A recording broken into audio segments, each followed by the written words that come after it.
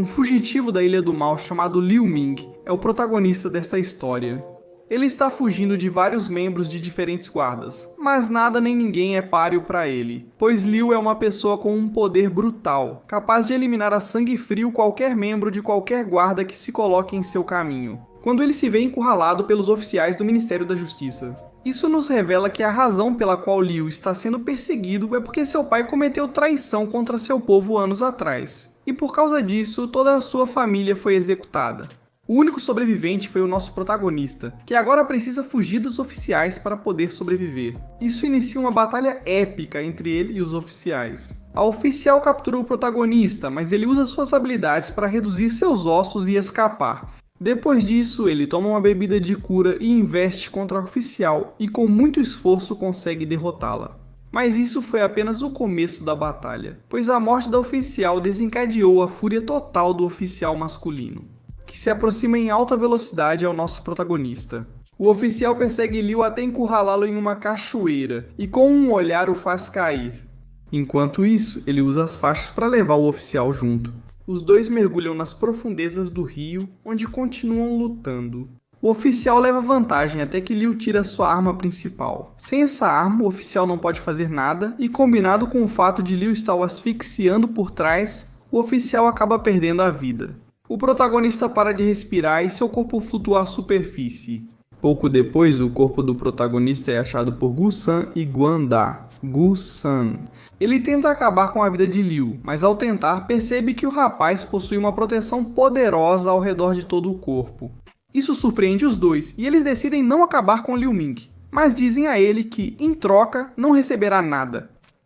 O caso oficial é conduzido por Vaian, Lautin JVE Mestre, que foi eliminado. Como o protagonista vive há meses, serve como servo, ele leva jovens de 20 anos para viver. E justamente nosso protagonista tem essa idade.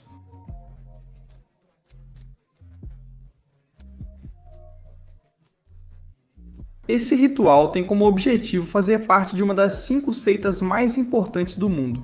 Quando Gu-san e Guan acompanham Liu até o Vale da Conexão, eles se despedem dele desejando-lhe sorte. E antes de ir embora, eles lhe dão uma pílula cuja função é evitar que ele perca a conexão entre mente e coração. Depois disso, o protagonista entra na seita Fantasma Bárbaro, onde fica surpreso ao ver várias pessoas que também vieram tentar fazer parte da seita. E entre tantos participantes, destaca-se a presença de Lei em um jogo incapaz de controlar os raios Yusheng, um jovem cuja presença é imponente devido ao seu corpo gigantesco. E por último, temos o misterioso Gao Chong. Todos eles reconhecem nosso protagonista, junto com o restante das pessoas que também estão observando. Tudo se torna uma confusão. Diante disso, o discípulo externo da seita, chamado Função, decide impor ordem e leva todos para a cerimônia de abertura espiritual. No caminho para a cerimônia, vários participantes começam a se sentir mal e caem no chão. O protagonista se afasta e do alto vê espectros demoníacos atacando pessoas. Ele e os 4 participantes importantes do local atacam os espectros.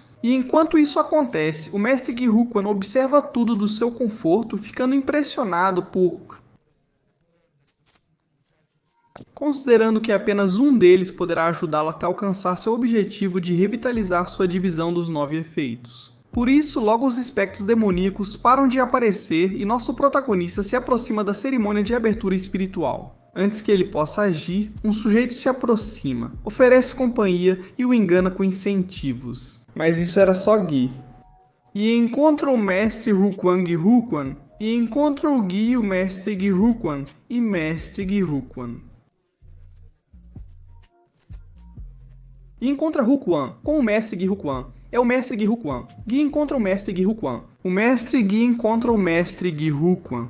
O mestre Gi-Rukuan e encontra o mestre Gi-Rukuan, e encontra o mestre Rukuan, e encontra o mestre Gi-Rukuan, e encontra o mestre Gui. E lhes diz para irem ao lugar que for mais confortável para eles na cerimônia. Antes de iniciar o ritual, nosso protagonista se distrai brevemente com a presença de uma bela garota, cujo nome é Dialan. Em seguida, inicia o ritual de abertura. E vemos que todos sofrem fortes dores musculares devido às pesadas correntes de água que passam por seus corpos. O Prota e mais alguns são os únicos que suportam essas dores. e enquanto se esforçam para se manter firmes, são observados pelo líder da seita, chamado Huang Shi, que está cercado por vários mestres importantes da divisão. Os mestres discutem sobre os participantes do ritual de abertura espiritual. E então aparece o mestre Ge Rukuan para informar aos outros mestres que ele precisa de pelo menos um participante que consiga realizar a abertura espiritual. Para revitalizar sua divisão dos fetos, Ge Rukuan considera o Prota como candidato para sua divisão, mas ao ver que o garoto está usando uma técnica pouco ortodoxa para a abertura espiritual, decide desistir. Após isso, Ge Rukuan reconhece o jovem Lei Shen, controlador do raio. Mas infelizmente ele não está em discussão, já que seu tio aparece para avisar a todos que Lei Shen fará parte da sua divisão, como já é tradição de família. Diante disso, as chances de Ge Rukuan encontrar um discípulo em potencial para sua divisão ficam escassas. É então que ele presencia o incrível poder do misterioso Gao Xiong, que alcançou a abertura espiritual ao invocar mais de 10 meridianos espirituais. Sem hesitar, Ge Rukuan escolhe Gao Xiong como discípulo. Mas ele ignorou que o líder da seita é pão duro e tirou Gao Xiong dele, sem lhe dar chance de defender sua honra. Após o ritual de abertura espiritual, todos os participantes ficaram exaustos. Enquanto alguns não alcançaram a abertura espiritual, outros, como nosso Prota, conseguiram com muito esforço. Após isso, todos que alcançaram a abertura espiritual são separados conforme a divisão a que pertencerão. O Prota, junto com outros 2 discípulos, é levado ao pavilhão de escrituras, mas assim que atravessam o portal, começam a se sentir tontos, enquanto os 2 discípulos acabam desmaiando. Nosso Prota resiste e se questiona por que seus companheiros estão caídos. E é aqui que conhecemos o tio Hu, que se encarrega de explicar para o Prota. Algo comum entre os discípulos recém-iniciados que entram pela primeira vez em sua formação. Hu não tem piedade, e isso faz com que o Prota duvide de suas intenções. Nisso, Huan entrega ao rapaz 3 pergaminhos de feitiços básicos para começar a praticar, e além disso, lhe dá um artefato com o qual poderá medir seu nível espiritual. Embora nosso protagonista tenha apenas 3 meridianos espirituais, eles são suficientes para Huan, que fica impressionado com o grande poder do jovem. É por isso mesmo que ele decide dar a ele um pergaminho especial, o pergaminho da arte do osso negro. Um feitiço poderoso que o protagonista aceita com prazer. E naquela noite ele se prepara para praticá-lo para ficar mais forte e assim compensar sua falta de meridianos espirituais. Após 6 meses intensos de treinamento, nosso protagonista, junto com seus companheiros da divisão, é levado ao campo de batalha, lugar onde deverá demonstrar seu poder espiritual. Diante da presença do mestre Hu, além dele, outros 2 mestres também presenciam a batalha, Dao Gu e Su Ti. Este último mostra aos presentes as recompensas que poderão ganhar caso consigam cumprir a missão de derrotar seus inimigos. O primeiro confronto acontece entre nosso protagonista e sua equipe contra o discípulo pessoal do mestre, que não é nada mais nada menos que Yu Shen, o imponente. Na batalha, Yu Shen fere os aliados do protagonista, mas ele percebe que o cara não só trapaceia, como também parece usar uma técnica de luta diferente da que todos os discípulos da seita fantasma usam. Por sua vez, Yu Shen percebe em nosso protagonista uma aura muito diferente da que o segundo jovem mestre deveria ter. E é por isso que ele decide dar a vitória para ele. Mas antes, decidiu investigar a verdadeira identidade do protagonista.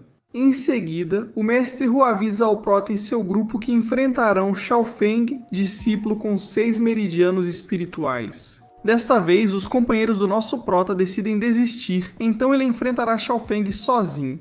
Xiao Feng acha que não é justo lutar contra uma única pessoa e por isso decide enfrentá-lo usando apenas uma mão. Durante a batalha, Xiao Feng nota o grande poder do protagonista e é obrigado a usar as 2 mãos. Nosso garoto lembra que não deve deixar seu grande poder muito evidente para os presentes. E é por causa disso que ele decide se deixar ferir um pouco por Xiao Feng e pelo protagonista, e com isso garante sua vitória. Ao finalizar o combate, os 3 melhores discípulos recebem sua recompensa por parte dos mestres da divisão. A mestra Song Dao-gu ficou tão impressionada com as habilidades e destreza do nosso protagonista, que não só se dispôs a curar seus ferimentos, mas também lhe deu um presente precioso de sua parte, um escudo de 3 estrelas, com o qual ele poderá avançar em seu treinamento espiritual. Nosso garoto agradece à mestra por esse grande gesto. À distância, Yu Shen observa atentamente o protagonista, ainda duvidando se ele é de fato o segundo jovem mestre. Mais tarde, acontece outro confronto entre 2 discípulos de outra divisão, durante a batalha. Nosso protagonista se impressiona com o poder de um deles, que invoca o demônio do osso branco para lutar por ele. O garoto ficou tão impressionado com o poder e resistência do demônio do osso branco que decidiu invocá-lo. Por não ter poder espiritual suficiente, o protagonista usa uma alternativa para invocar esse demônio, que é pagar com uma pedra espiritual. Uma vez pago o preço, a criatura aparece e ataca com toda a fúria o protagonista. Ele se defende e, para evitar a derrota, usa o escudo de 3 estrelas dado pela mestra Songdao. Com o artefato, o protagonista se defende, contra-ataca e derrota o demônio de ossos. Com isso, nosso garoto percebe que o escudo de 3 estrelas é uma relíquia poderosa. Então ele decide refinar seu poder para transformá-lo no artefato perfeito. Antes de começar, ele resolve tomar banho ao notar que estava fedendo. Após o banho, o protagonista se surpreende ao ver uma mulher ao lado.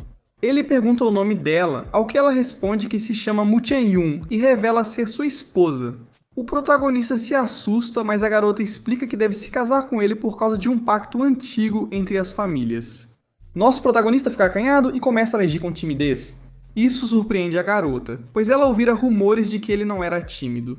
Deixando o drama de lado, o rapaz explica à garota que não tem tempo para namoradas, pois quer aprender o feitiço de invocar os não-vivos. Por sorte para ele, ela tem conhecimento sobre esse feitiço. Ela o leva ao mercado cinza, onde encontrarão almas Yin, essenciais para o feitiço que ele precisa.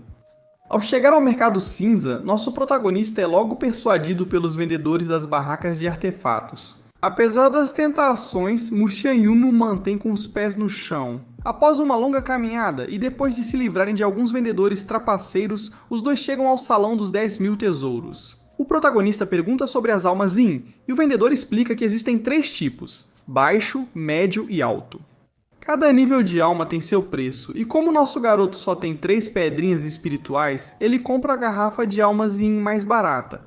O protagonista se despede da garota e, antes de ir embora, ela aconselha que da próxima vez ele consiga as almas do Lago da Seita, pois essas não vão custar nenhuma pedra sequer. Mas o garoto lembra a ela que só quem tem pontos de contribuição pode se aproximar do Lago de Almas.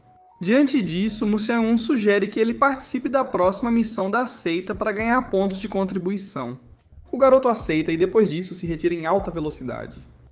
Logo após, Yu Cheng surge das sombras e pergunta a Mu Chen-yun se ela percebeu algo estranho no protagonista desde que o conheceu. Ela responde que não, pois para ela ele foi totalmente autêntico. Na verdade, ela ainda ressalta que o único estranho ali é ele. Após ouvir isso, Yu Cheng fica furioso e decide descobrir a verdadeira identidade do protagonista a qualquer custo. Naquela tarde, Mu Chen-yun reúne o protagonista e outros interessados, incluindo Yu Cheng, para completar a missão e ganhar pontos de contribuição. A missão consiste em coletar 25 frutos sangrentos em menos de 1 hora, evitando a todo custo ser atacado pelo enxame de borboletas nuvem negra. Por sorte, a equipe já elaborou o plano perfeito. 2 discípulos vão distrair o enxame de borboletas, enquanto os demais seguem por rotas diferentes. Para coletar as 25 frutas sangrentas, nosso prota rapidamente pega 24, mas antes da última, é cercado por um enxame de borboletas. Então ele usa seu escudo de 3 estrelas para distraí-las, e depois lança uma bola de fogo para derrotá-las. Antes de comemorarem, o prota é capturado por Yu Cheng, que tem más intenções, como já devem imaginar. O cara começa a fazer algumas perguntas para o prota sobre sua verdadeira identidade, mas antes que o garoto possa responder, de repente aparece uma besta demoníaca. Diante da presença desse grande rival, Yu Cheng foge satisfeito, já que deixou o prota à própria sorte e espera ansiosamente que ele seja devorado pela besta. Por parte do nosso garoto, ele consegue se libertar e não hesita em se defender da besta, apesar de receber vários golpes críticos da criatura. O prota não pensa em desistir, pois está decidido a acabar com esse rival custe o que custar. Mesmo sendo poderoso, o prota não consegue ferir a besta. Quando tudo parecia perdido, uma chuva de espadas cai do céu. A responsável por essa chuva é uma mulher chamada Ye Tianmei. Ela leva o protagonista a um local seguro e depois usa todo o seu poder para derrotar a besta demoníaca. Tianmei demonstra ter um poder superior ao do nosso protagonista e de qualquer discípulo. Acontece que ela é uma discípula de alto nível. O protagonista tenta conversar com ela, mas ela não tem tempo para falar, já que tem coisas mais importantes para fazer. Antes de ir embora, a garota recomenda ao protagonista que recolha os restos da besta, pois eles servirão como recompensa para ele. pois justamente quando ele faz o trabalho, ele se depara com o coração da criatura, que emana uma aura demoníaca e ao mesmo tempo uma energia que penetra na mente do nosso protagonista e o deixa bastante confuso. No entanto, é aqui que terminamos o 5º capítulo deste donghua, que, para ser sincero, estou achando muito divertido e tem um nível de animação bem decente. Espero que aproveitem essas séries, que são difíceis de achar, mas cada vez mais valem a pena. A cada temporada lançam mais de uma vez, garantindo conteúdo por muito tempo. Se vocês gostaram do resumo e gostariam que eu continuasse com os próximos episódios daqui pra frente, deixem um comentário me dizendo o que acharam do vídeo. O que acharam do resumo ou da história que estamos abordando agora? Da minha parte, é só isso. Espero que tenham gostado do resumo, assim como eu gostei de fazê-lo. Até a próxima parte. Como disse meu pai, me despeço de vocês. Obrigado por assistir ao vídeo.